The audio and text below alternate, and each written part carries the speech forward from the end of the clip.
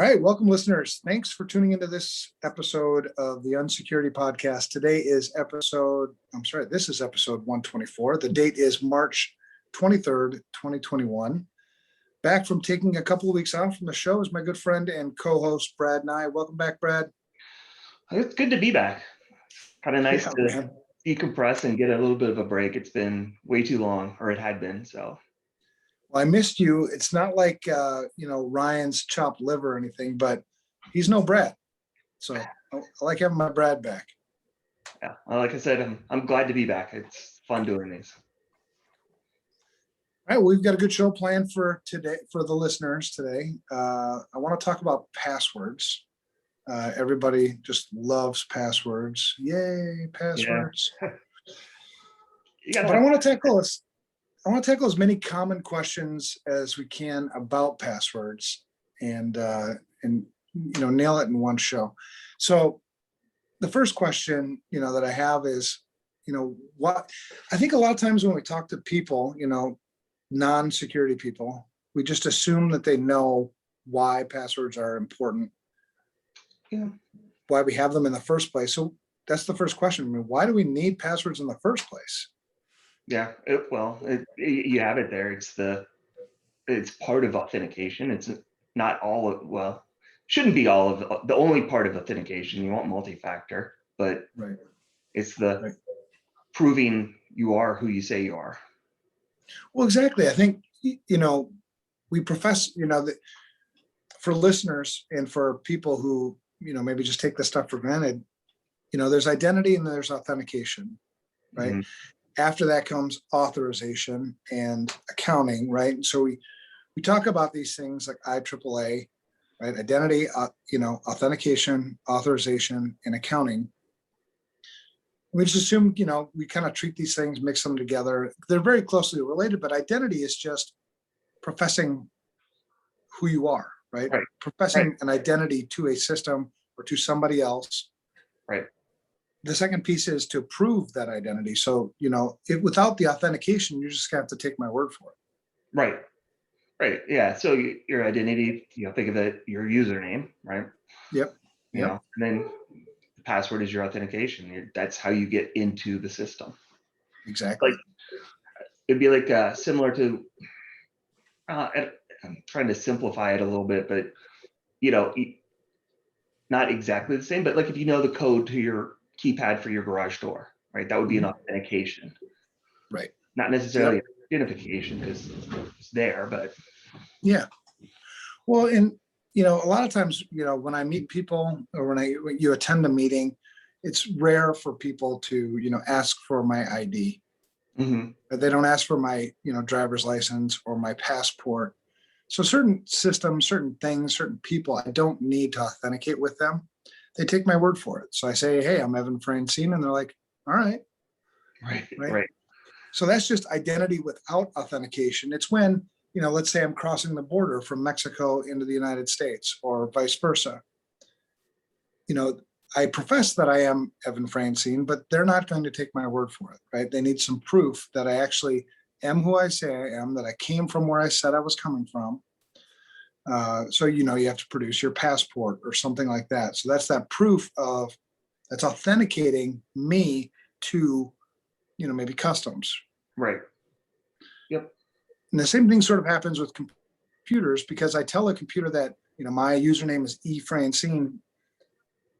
Okay, great. Anybody can come to my computer at any time and profess the same thing. Right. If there's no proof, right? Yeah, exactly.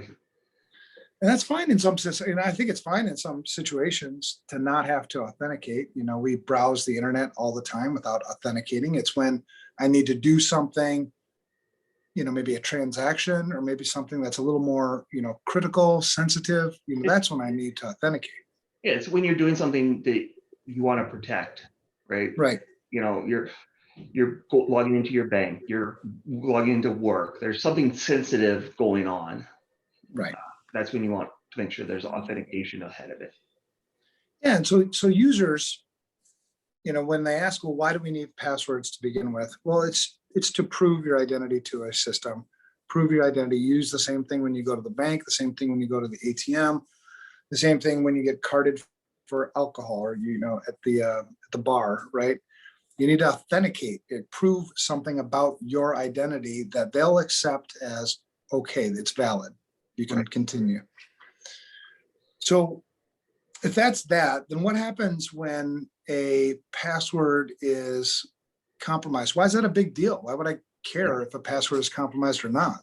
Well, that goes to that last A of accountability, right? As soon as your password gets compromised, that person is acting as if it's you. So whatever they do looks like it came from you, which, Exactly. I think about that from a bank standpoint. They transfer all the money out. Well, they logged in as you. How is the bank going to know the difference? Right. Exactly. So it's impersonation, right? Right. Somebody else acts like they're me. That means they can do things that are reserved for me, things that only I want to be able to do. Yeah. Right. Imagine an imposter like coming into your house. Mm-hmm. You know what I mean? Deep fake style, like they look exactly like you, they act like you, right? They've authenticated with your wife, they've authenticated with your kids, but it's not you. Right. Yeah. And I mean, think of the damage they could do. Right. And that's basically what's happening digitally. Exactly. Yeah. And I think a lot of times when people can make that analogy, that cross between this is what I see physically, because I'm used to physical, right? I can relate to it more. You can use vision. I can use other, senses that I can't use digitally, but it's essentially the same thing, right? If you impersonate me physically and impersonating me digitally, different mechanisms, but essentially the same potential outcome. Right. Yeah. You destroy somebody's life if you do it right. Oh, and we've seen it happen, which sucks. It totally sucks. So, okay, so that's what happens when somebody compromises potentially my password, right? You need to have the identity piece too, right? You need to have my username, but that's pretty trivial because you usually share your username openly. Right, because realistically, that's not sensitive or confidential type of information. You have to declare who you are. Right, exactly. Yep. All right, so that's how, that's the reason why I think, for users that, we stress password security.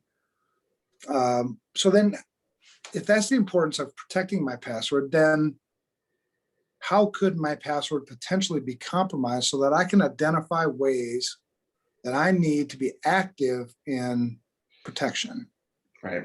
Well, you have a list there. I think the most common is probably going to be the disclosure, where you've logged into a service that wasn't protecting those passwords correctly. They weren't getting too technical. They weren't salting or hashing passwords. They were stored in clear text so that anybody could read them. Right. They weren't obfuscated in any way.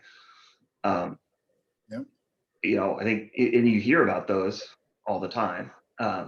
And the weak one, I actually have a really good story about that.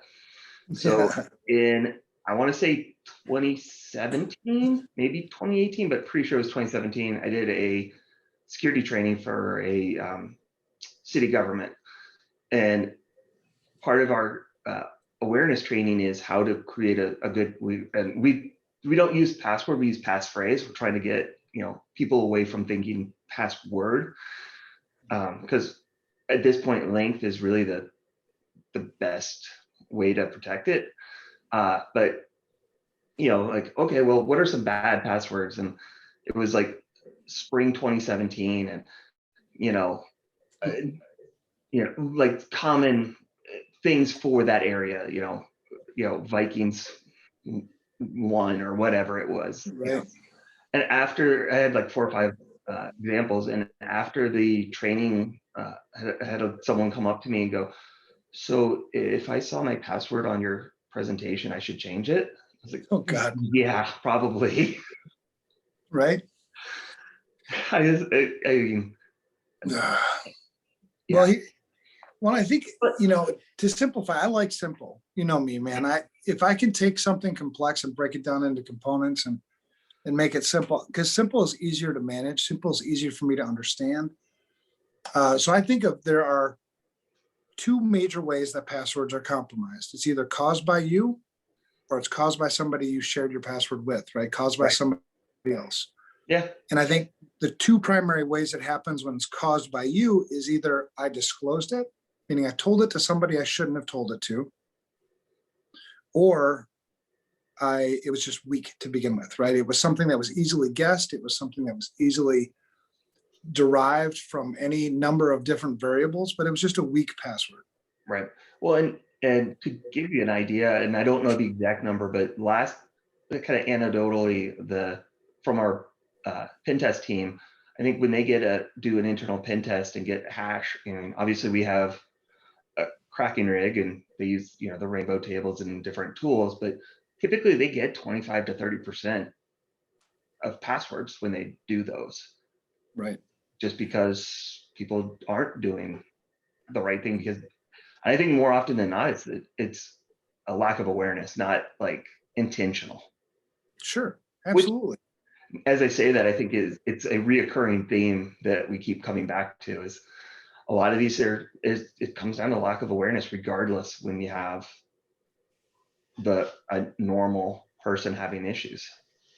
Well, right, and I think it's rare to find somebody who's not aware, right? When you talk to somebody about passwords, anybody on the street, they get it. They get like, oh yeah, I've been told that it needs to be strong. Whether I know what that means or not, that's a different thing.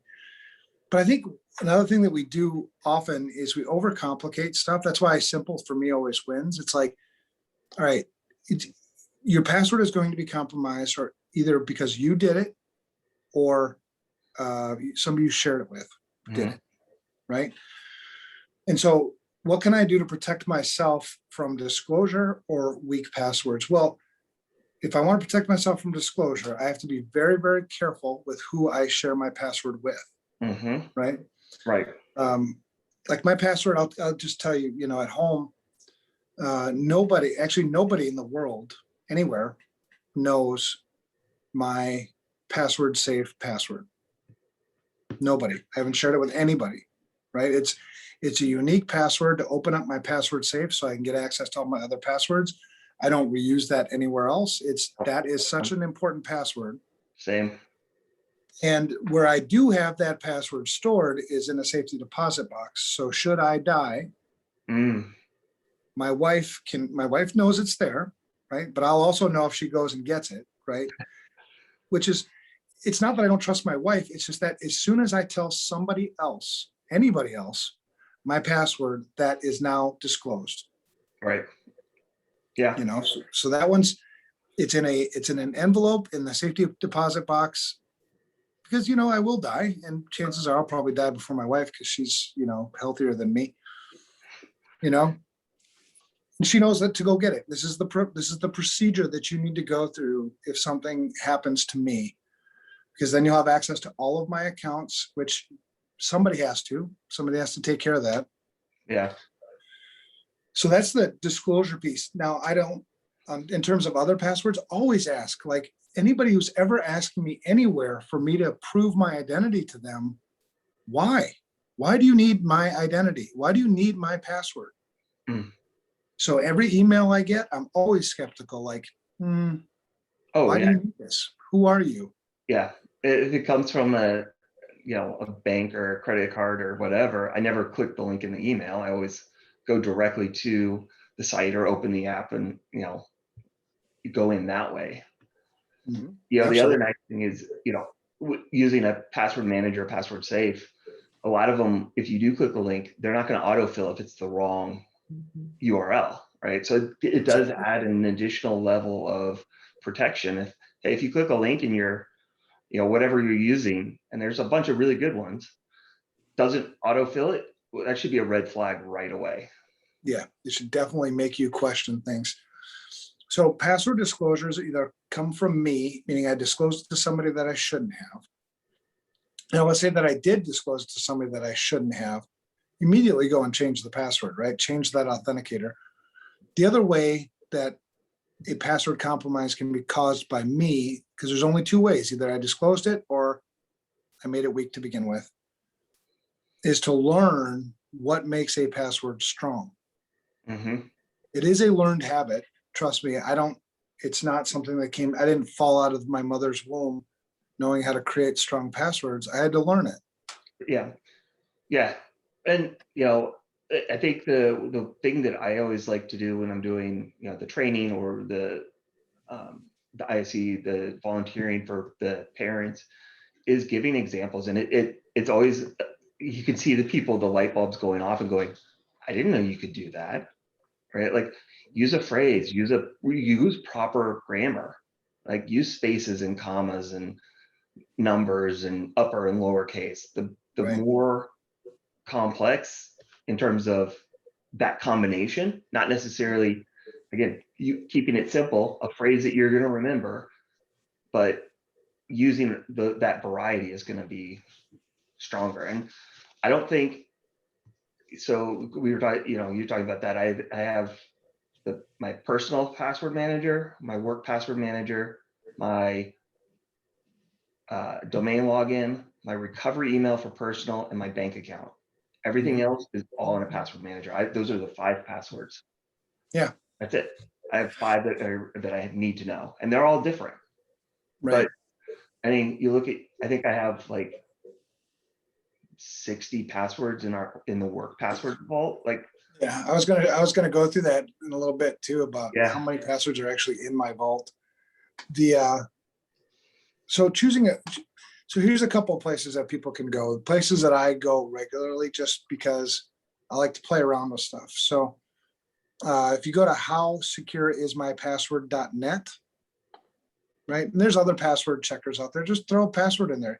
Now, don't use a password that you're actively using. Use example passwords just to see what makes a password strong. Yeah. If I choose the password, Evan space is space a space cool space guy exclamation point, that's actually a very strong password, right? Because long is strong. Yep. Yeah. Minimum 16. Yeah. I mean, realistically at this point. So that's one place I go. The other place I go to mess around with passwords is Have I Been Pwned? Mm-hmm. Because there's a link there where you can type in passwords to see if they've been owned before, to see if they've been cracked before. Now, it's not going to be 100% effective, obviously, but the really well-known passwords that have been compromised through various breaches, they'll show up there. So if you take, spring 2000, I don't know, take spring 2020 or 2021 and put it in there. Yeah. Do that. So another one, I just put it in the chat that I like it's by Gibson Research Corp, Haystack. It's How Well Is Your Needle Hidden? And you can, same thing, you can put in a test password. Again, I would not use your real one, but use a similar one, right? If you have 3 words that are, each 4 letters and a space between, use the same construct, but don't use the same your real password. Right. And that goes to, so disclosure is one way, using a weak password is another way. So there's a couple of tools that people can use to choose or kind of figure out what's a strong password and what's not. The third way is somebody you shared your password with gets compromised, or they didn't take it, they didn't secure your password as well as you were securing your password. That's another area of compromise. And that's a reason why I wouldn't choose. We were saying don't use your real password in these sites for testing, because you don't know if they're protecting it. You don't know if it's going to be stored somewhere. And that's another reason why, I hate the guidance that we've received recently that changing passwords is a bad practice and we're no longer going to force users to change passwords. Well, that would be fine if all 3 of those things were true, meaning I didn't disclose it to anybody, I chose a strong password, and everybody that I shared it with didn't disclose it. Well, and I get asked that all the time. And my answer is, what's your risk tolerance? If that password gets compromised, and you don't know about it, how long are you willing to have your account potentially accessed or domain accounts accessed before you're going to lock the person out? And if people are like, yeah, okay. Exactly. And I would say multi-factor definitely helps, right? You have to train your users. We've had incidents where, the user okayed the multi-factor, even though they weren't logging in and let an attacker in. So you still have to train your users. It's not a like panacea that cure all, Right. but personally, I wouldn't have an issue if you're using multi-factor 6 months, maybe Right. 12, depending on the service. Well, and let's get to multi-factor too after we get through the password stuff, because I think a lot of times too, we assume that the everyday, user, the consumer at home even knows what multi-factor is. We use it all the Yeah. time. To us, it's second nature. It's part of our language, but I've used multi-factor many times, as a word, and they've looked at me like, I've heard it before, but I don't know what that is. Yeah. So, all right. So passwords caused by you, disclosed or weak, caused by them. That's, one of the reasons why we make you or want you to change your password on a regular basis. Because even if you're the best password manager person ever, right? You are a master at choosing the strongest, best passwords ever. And you're a master of not falling for phishing attacks or giving your passwords out to anybody. You still need to change your password because you do have to give it out to somebody in order to authenticate. Mm-hmm. Right. Yeah. At some point it's shared with someone. Yeah, you just can't get away from that. All right. So one of the things that we've been working on, because we have the S2Me at Security Studio, and one of the things that Atnas, our lead developer, started putting together a new password strength/score algorithm. So it's not going to be the same as what you see in I think it's going to be these websites. It's similar to what the haystack link that I sent you. If you look at that, I think it's going to be so in that same vein, which I like more. Right. Well, and we're going to insert it in between your account creation and storage in the database. Nice. So we're going to run it through the algorithm. So we're never going to know it other than there's that brief, split half second when it does get transferred from here to there, and that happens all in memory on the server and stuff. So you're always going to have that. You can never get away from that. Otherwise you can't authenticate. Exactly. So but yeah, so when you create your account, we're going to tell you, hey, your password score was a 420. That's on a scale of 300 to 850. So that's not good. And then we'll tell you why. Yeah. Right. Yeah, I don't like some of those password strength. I think it gives a false sense of security. I agree. Right. Like let's look at it slightly differently in terms of, how many combinations, what's good, what's bad, why is this not good or bad? Right.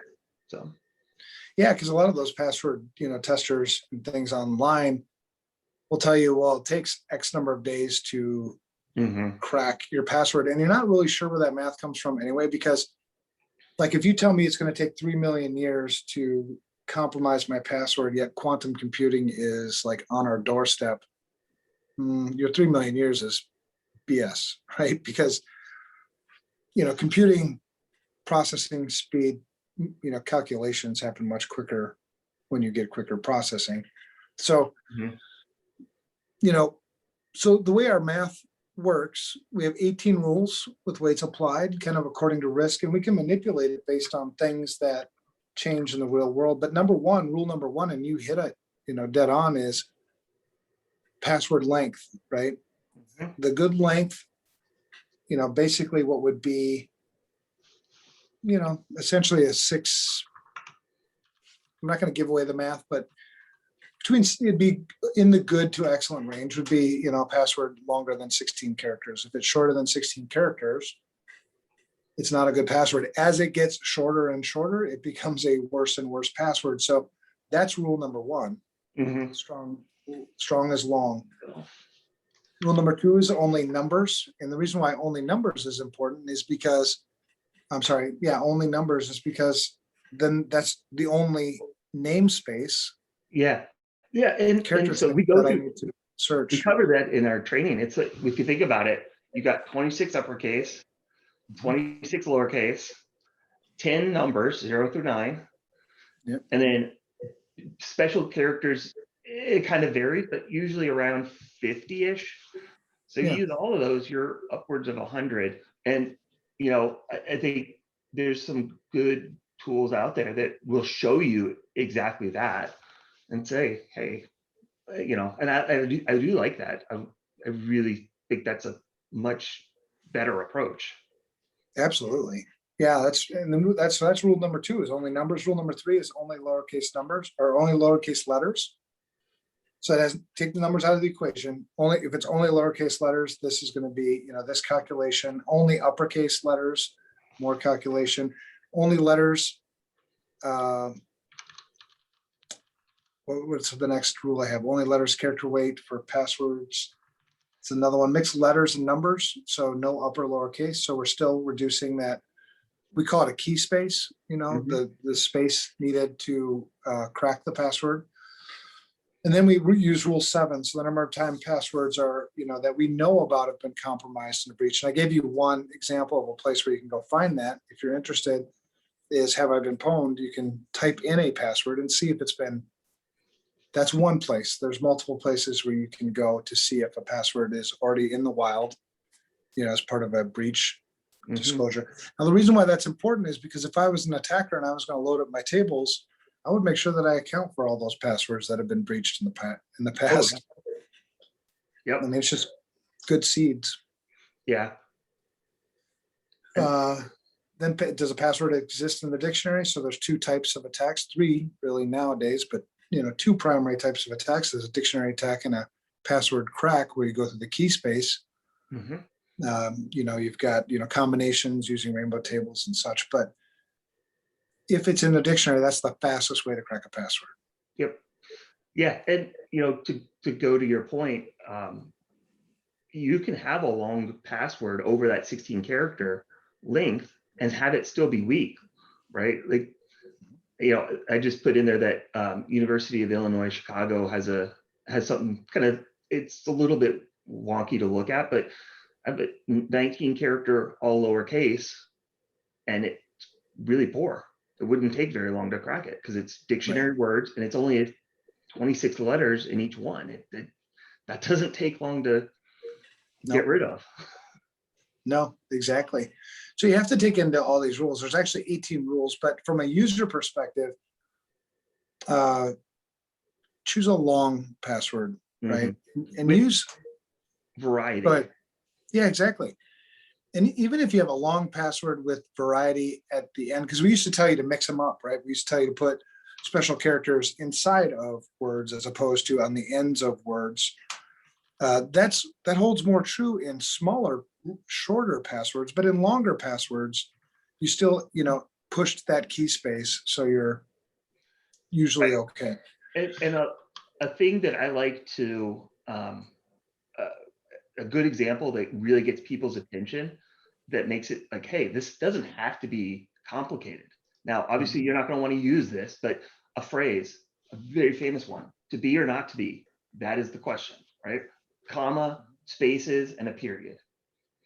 That gives you a, 41, or let's see, I don't even know what that is. Its search space is 1.29 times 10 to the 79th. Big. That's going to take, even looking at 100 trillion guesses a second, it's going to take trillions of centuries to go through brute force. Right. Now, that's brute force. If that password has been used and they know it, it's going to be a lot shorter than that. Exactly. Which is why it's so important to, use different passwords in different places. Right. So how many passwords does the average person have? That's a really good question. There was a study that was done, I think last year, that said the average person has 100 passwords. Yeah, so I looked, oh, whoops, I closed it. Hang on.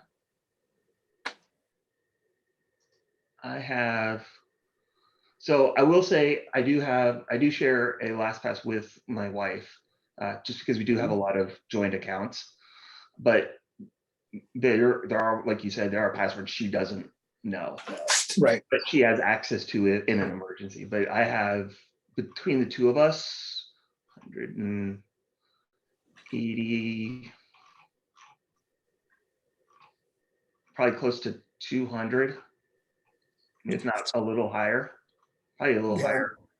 I'm looking at my password database right now, and I have 317 passwords. Yeah. I don't know how you could possibly do this without a password manager, without, and certainly given the other benefits with a password manager, a good one, a reputable one. It's an absolute necessity. Well, and so I have 93 work in my work one. Oh wait, no, more than that. That's just over 100 on that one too. So, between the two, how it's not possible. No, it's not, man. And another benefits that I like about password managers as well is reminders to change passwords for certain accounts. I can put accounts. I can organize my accounts according to sensitivity. So the ones that are more sensitive, I can put reminders to change them more often, maybe every 30 days, maybe every 45, whatever my risk tolerance is. And then other passwords that are just like, yeah, this is a test account somewhere. I don't care if it gets compromised. I may not ever. But password managers allow me to do all that stuff. Or there are times when I'm like in a rush and I don't have time to think of a strong password that I'm actually going to remember.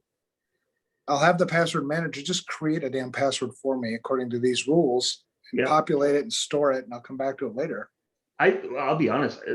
I almost always use a generated password and I will always do, the complexity, all four of those different character sets.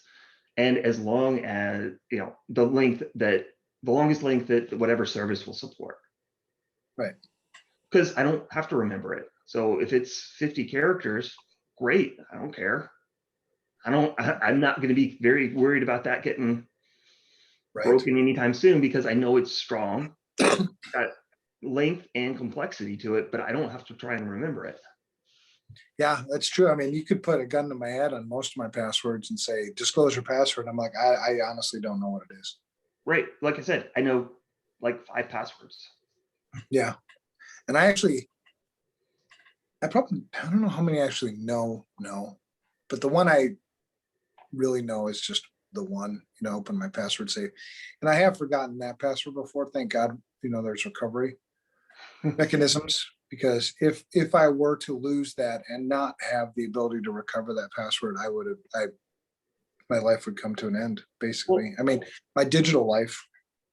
Right. Well, and that's why, LastPass had that issue years ago where they basically reset passwords because the passwords were compromised in terms because they were salted and hashed. So it was be very difficult to actually get the passwords, but they changed passwords. Well, people couldn't log in because they didn't know their recovery email password because it was in LastPass. And so that's one of the things that I always like to recommend is whatever you use for your recovery mechanism, don't have that as a separate password. Don't have that stored. You're going to need to know that one. Right. And if you have to, truly, if you have to, write it down and store it somewhere safe in your home or in a safety deposit box, because the risk of being disclosed there is lessened because it's not digitally, it's not connected to the rest of the world, right? I do know people, good, really solid InfoSec people that actually store their master password or recovery password in their wallet. Well, I think that's the risk tolerance. I'm not gonna, I think as long as you don't have, the service or what you're using or the username, the identifier. I mean, yes, you could guess those things, but at least it's somewhat safer. Yeah. I'm Yeah, with you though. I wouldn't do that. Nope. So the average person has 100 passwords. I have a lot, and you have a lot more than that. And so when you think about it, a lot of these passwords have access to really sensitive parts of your life. So I think it's a good idea for people, because we advise the same thing at work, for, business clients. You have to take inventory of these things. You have to take inventory of what identities do you have? Where are your digital identities? And there's no single tool that's just going to go out there and scour the web and tell you what they all are. At some point, you just need to, and I wouldn't even, if you've never done that before, I wouldn't even attempt to do them all right now. What I would do is say, get a password manager, something like that, where you can start tracking your digital identities. And just start using it. Eventually, it'll start to become populated, and you'll have identities that you haven't used in years that you probably didn't need anyway. Maybe some of those might still be sensitive, but out of sight, out of mind until something happens, I guess, on some of those. You just won't know. Yeah. But you have to take an inventory of this stuff. I have an inventory of all my accounts, and they're all in my password safe. The computers, all the computers that I use, including my work computer, my home computer, I have multiple work computers, my iPad, my iPhone, all have password managers on them. Yeah, I'm looking through my personal one, and I've seen some, and I'm like, yeah, I probably haven't used that one in 10 years. Right. And some of those accounts, might be a good idea just to, go in and close it up. I'm sure that some of these have been kicked out because of inactivity. Right. Well, if you go to, have I been pwned, and you type in my email address, you'll see that my email address has been pwned in 17 data breaches. Ooh, I'm lucky. I've only had 5. Right. If I use my other email address, it's 0. So there are. I mean, if you get a little more sophisticated with your identities and things like that, I'll use one email address for account signups where I expect 17, 20, 30 data breaches over the lifetime of that absolutely. ID. And then I have other ones where it's like, I only use this one in very sensitive accounts. And so if I ever did get an alert on that one, that would be a really big deal for me. 100%. I have really like 4 emails that, and they exactly that. It's whatever. If it gets pwned, it gets pwned. It's nothing sensitive. Log into, I don't know, some website to read news, right? Right. And then going up in sensitivity levels, and they're all different, right? It's not like there's a pattern to them, right, per se. So I know, and I will say I do use Gmail, which it is what it is, sure. But it's easy to use. You'll never get away from Google. No, but the one I use that for the least sensitive things. But one of the things that I really like about that is you can do a plus and then something afterwards. So let's just say my email is, and this is not it, but if it was bni@gmail.com, I could do bni plus, CNN.com or CNN@gmail.com, or bni plus Washington Post or WP, whatever you're logging into, and Gmail sees that all as the same, and then you can set alerts, and if you do get it pwned, you know who leaked it. Yep. Yeah, it's like it's its own little digital watermark. Yep. All right. So and for everyday users, we're talking about things, I think strategies that we use, and I think for a couple of reasons. One, we've been speaking this language longer, right? It's not a question of intelligence or anything like that. It's just a question of the language we speak. The longer you speak it, the more you master it. So We do stuff like this. I think Like because of that. medical professionals talking medical, and when you do it, and it's what you do. It just comes naturally when you've been doing it this long. Right. And the thing with everyday users is that information security, some of this stuff that we've talked about in this podcast are life skills. I mean, at this point, yes, absolutely. Yeah. So managing your own identity, meaning taking an inventory as much as you can about where your identity is being used. And I would start with a password manager. And as you're using the password manager, you'll start populating with your identities. And so if you're curious too, now it was more aimed at businesses, but a lot of them do have free home versions. Let's see, I'm trying to find it. We actually put together kind of a comparison of password managers because we get asked that so many times. So let me see if I can find that, and I'll send that over to you here in a second. Yeah. We can send that out or you can add up. And I never mind sharing what I use. I mean, I get asked, I think more than I get asked about which one's a good one, I get asked about, well, which one do you use? I mean, I use LastPass. Yep. I like LastPass because it does span across different systems. So I can use it on my iOS devices. I can use it on my Windows devices. I don't know if it works on Linux or not. I never really do much account stuff from a Linux machine. Yeah. So I like it. That's the one I use. Yeah, there's, the other one, well, we hear a lot, right? There's a lot of options. I've heard, a lot of good things about Dashlane. Yep. 1Password is another very common one. Well, I think a lot of times too, for people, like, don't get wrapped around the axle about which password manager is the best password manager. Just use the damn password manager too. You know what I mean? It's like, because you may ask me, it's like, which antivirus is best? Depends on who you ask, right? If you ask me, and it might even depend on the day you're asking me. You may have just had a crappy experience with LastPass, and then I'm like, don't use that one. Right. But so just use one. And then a question I get a lot too is, because then we're going to go into multi-factor. We'll go into multi-factor really quick. But I want to talk about, are we going to be stuck with passwords forever?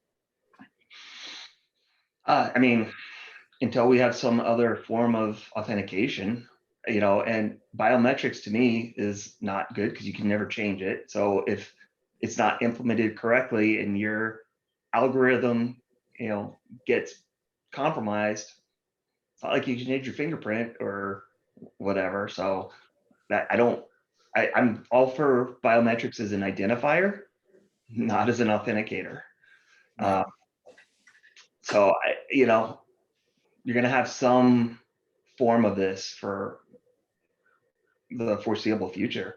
I mean, unless you go to like a physical device, right? Hey. Yeah, I agree with you. You are going to be stuck with passwords forever. Because when you think about ways to prove your identity to somebody else, and that leads to our factors, right? So there's 3 factors in authentication today. Some people will argue a 4th, but really there's only 3. It's something I know, something I have, and something I am. And so the something I know piece those are passwords. Now I could use something I am, like you said, like biometrics, retina scan, a hand geometry scanner, fingerprint, whatever. But like you said, changing those things is very difficult. So what happens if there's a compromise of the image of my thumbprint? How will I change that? Right. Well, and the other thing is, we talk about this, and this will be a nice transition, but in the mentor program, there's liability and security concerns with that, because if you have diabetes, that will change your eye, or if you're pregnant, that can change things. And we've heard the stories of somebody that kept having to get their eye scan updated. Well, it turns out they had diabetes and didn't realize it. Right. Or, Yeah. so now And I know there's the geeky ones out there who are saying, well, they don't actually store the image, they store the minutia, right? So you're not actually storing my fingerprint image. What you're storing is mathematical calculations from the whirls and things on my fingerprint.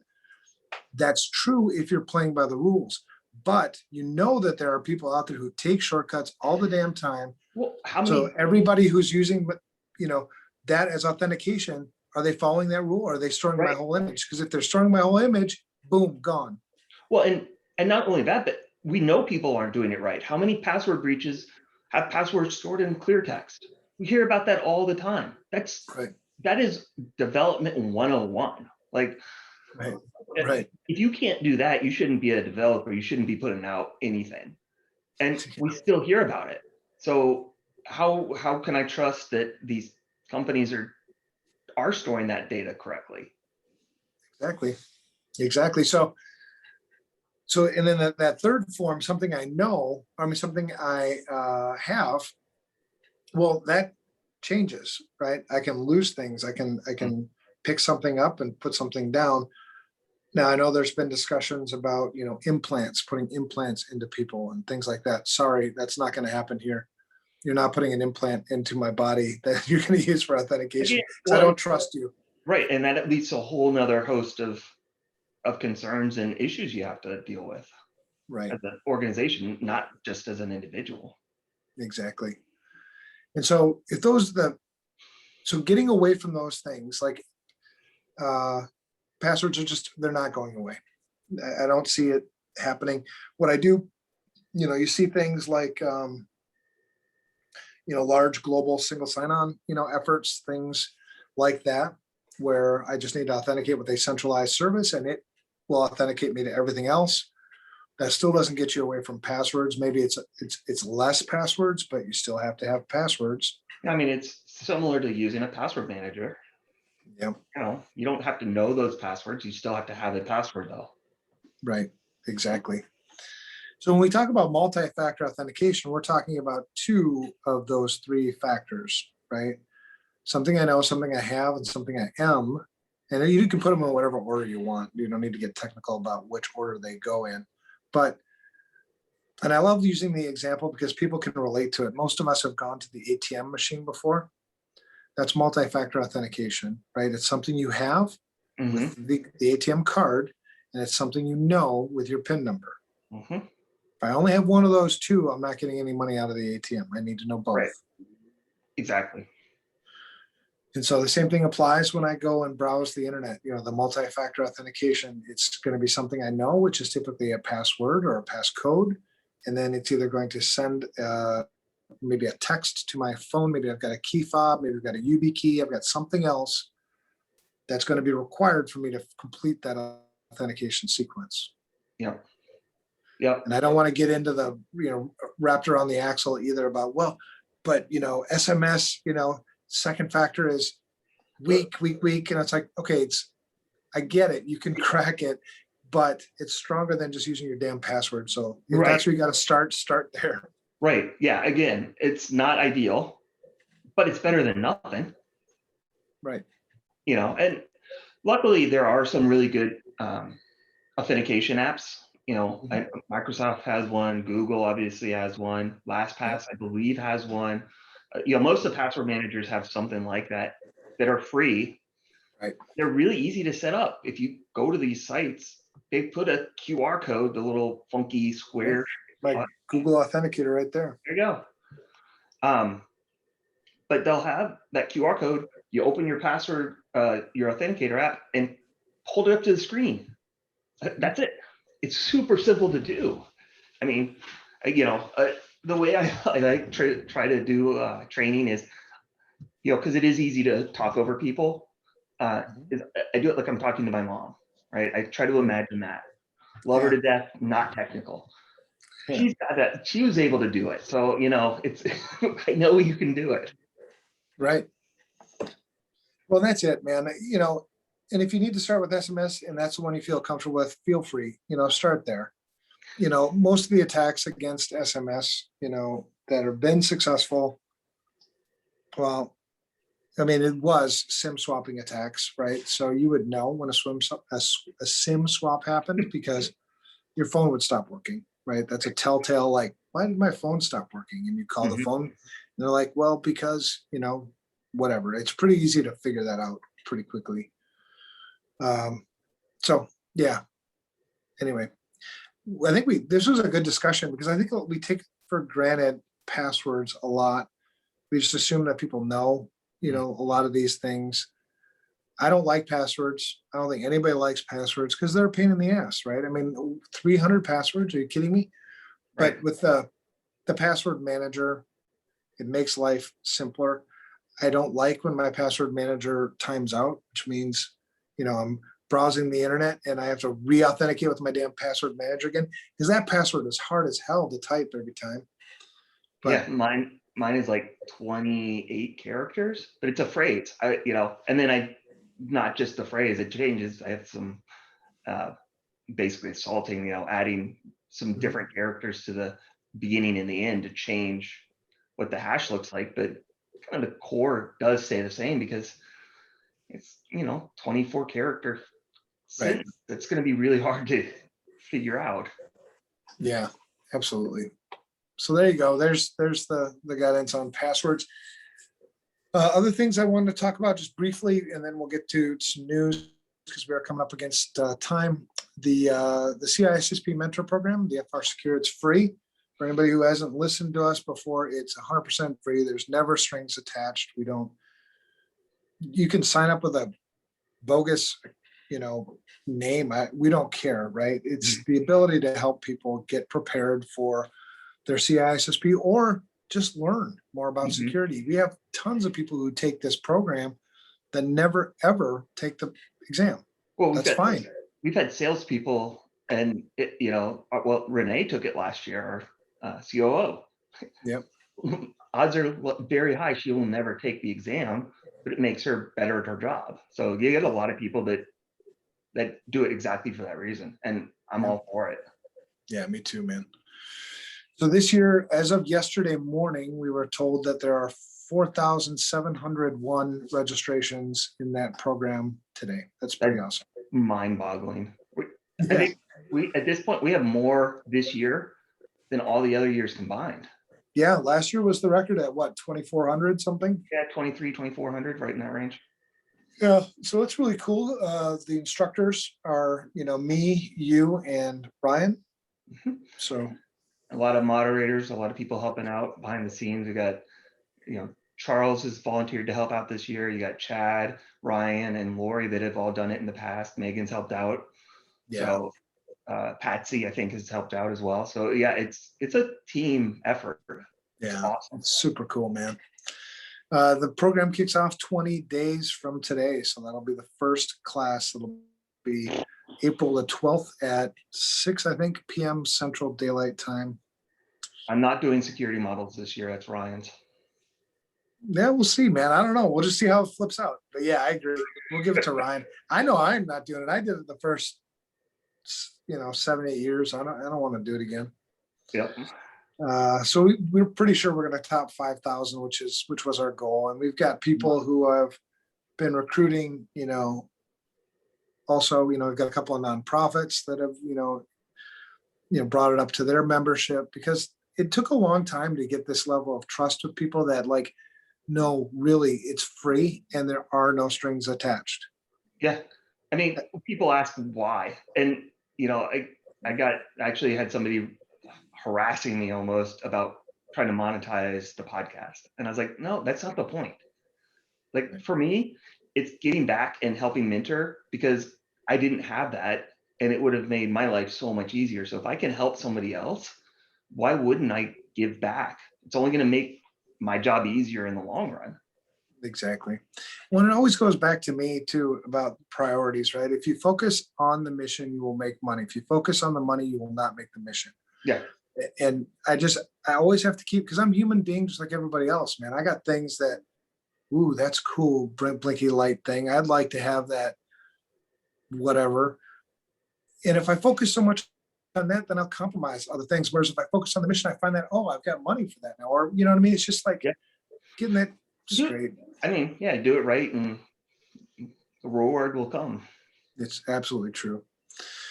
So that's good stuff. And I just want to mention some new things that we're doing at Security Studio, which is kind of cool. I actually developed this a while back I was sitting at with the CISO of a really, really, really large multinational company. And I asked him what his biggest challenge was. And he said, it's accountability. And I said, let's talk about that. So we ended up whiteboarding it, and we came up with the way to assess risk in these types of organizations and then force accountability back through, the pipe is to do nested entities, which means instead of a single risk assessment, we have many, many, many risk assessments, and they're all related to each other and how they're related to each other and all that stuff. So that was finally pushed into production. A couple weeks ago, right?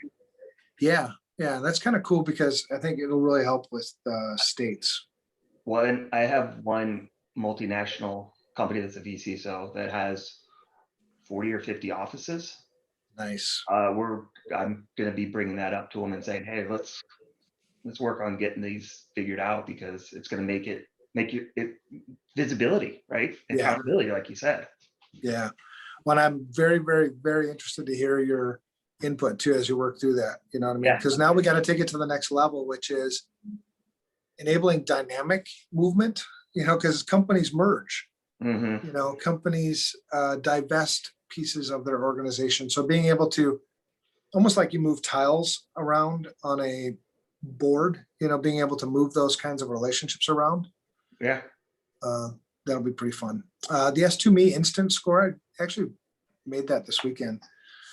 That's pretty cool. So what that is essentially, rather than having to go through the entire assessment, which it's not that bad. It's like 10, 15 minutes, but people don't like 10, 15 minutes. They don't even like 10, 15 seconds for waiting for something.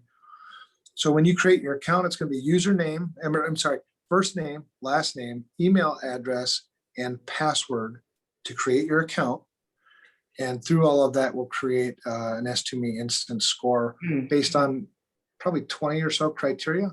If the email shows up and have I been pwned, if the password shows up in these, very cool. Yeah, stuff we can scrape from your browser. Yeah, good point. We can find your source IP. We can tell you based on your source IP whether you're using a VPN or not, probably. We can also tell geolocation to some extent, and then give you some crime rate information and some national threat data. Very cool. That's very you can tell what operating system you're running, not individual. So if you're running like Windows Me, that's going to knock your score down quite a bit. An out-of-date browser. Exactly. Yep. So it'll be pretty fun. I'll share that with you. Yeah. The math for that one, and then S2 PCI is coming too. That's cool. That's going to be awesome. Yeah. Yeah. And I was talking to the development team this morning about that, and they're like, yeah, because I've been pushing them. I'm like, where's that? These guys need it. They're ready to go with it. And they're like, well, we had to cancel, I think, a demo because they weren't ready. And I'm like, that's got to stop. Yeah. So, all right, news. I'm going to hit it really quick. The first one is, the title is Computer Giant Acer hit by $50 million ransomware attack. This comes from Bleeping Computer. Nobody's immune. This is our evil. Thank you. Yep. You're a bunch of jerks. But I also, that's why it's newsworthy is because I've never seen Acer get hit with a ransomware attack before. Yeah, it's a big company. Yeah. And yesterday I shared one of the things that I've been using for a while, and I didn't realize that I sent it to Oscar, and he's like, oh yeah, this is gold, man. I've never seen this before. So there's a link in the show notes to a list of APT groups and their operations. It's a list that's maintained by, a group of people, and it's some really good quality information there. So in terms of like ones originating from China, Russia, North Korea. Yeah, this is amazing. right?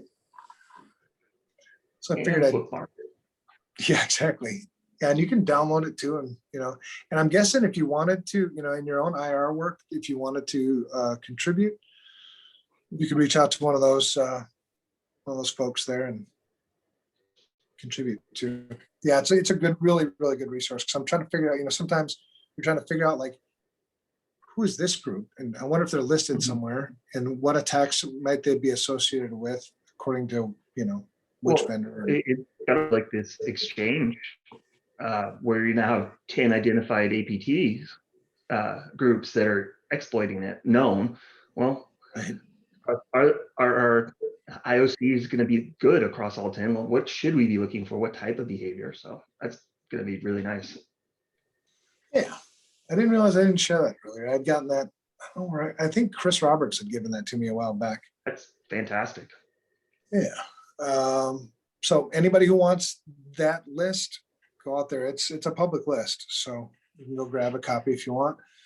The next article I've got is, and this one ticks me off a little bit because I hate anybody who attacks. I mean, the big motivator for everything about security for me is I cannot stand people taking advantage of other people. Mm-hmm. The worst damn thing ever, when you take advantage of the weakest of us, it just gives me that much more anger. And so this one from Threat Post is critical security bugs fixed in virtual learning software.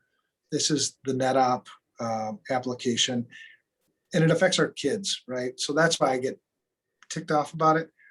They were disclosed to NetOp on December 11th, and they weren't patched until late February. So about, so it's a couple of months that they sat there sort of open. And did anybody know about it? Are there any breaches associated with it? I don't know, but the fact that it sat there ticks me off. So kids, and then that NetApp software, I think it's used for controlling the student's computer, for the teacher. Right.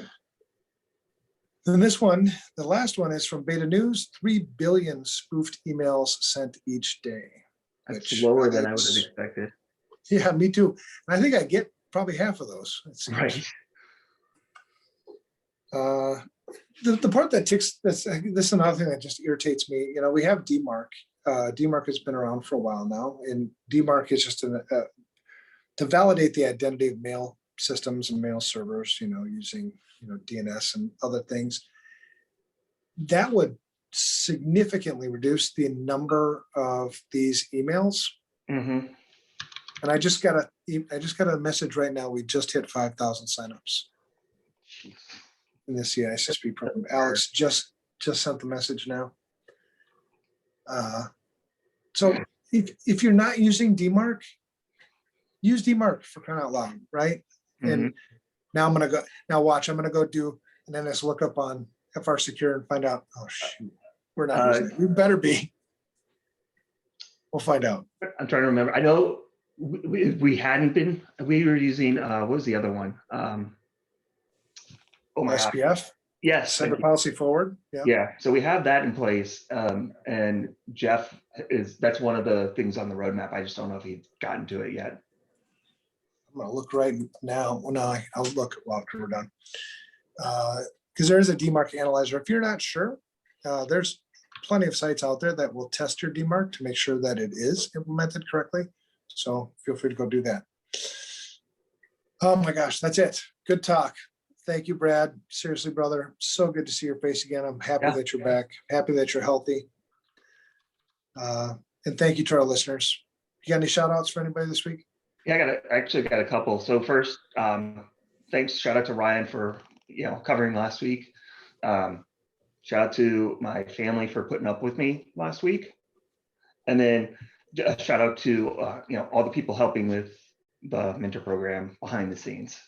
I mentioned some of them, but Brandon and Alex and Jess and just everybody that, if I didn't mention you, I appreciate all the help. Makes our lives much easier. Absolutely. Yeah, I'm just going to give a shout out, kind of a generic one, to to all the people sort of behind the scenes that sit behind the keyboard all day long, every day, trying to fight the good fight, doing the battles, and But, a lot of times people don't realize the work that's going on behind the scenes. Certainly, somebody, take a hospital patient, for instance, who walks in the front door.